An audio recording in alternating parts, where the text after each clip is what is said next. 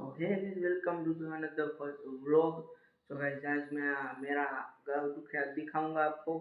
चलो चलते हैं।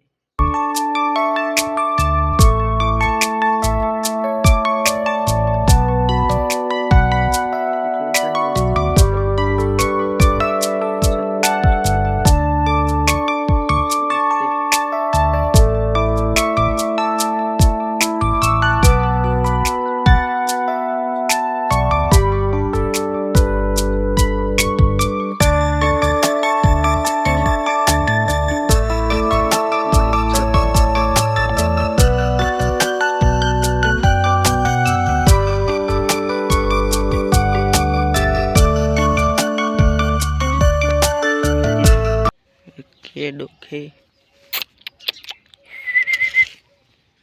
इधर भी है। इधर तो कुत्ते ही कुत्ते नजर आते हैं। तो और बाहर का नजारा, वहां पे सांड खड़ा है एक, वहां भी दो सांड है।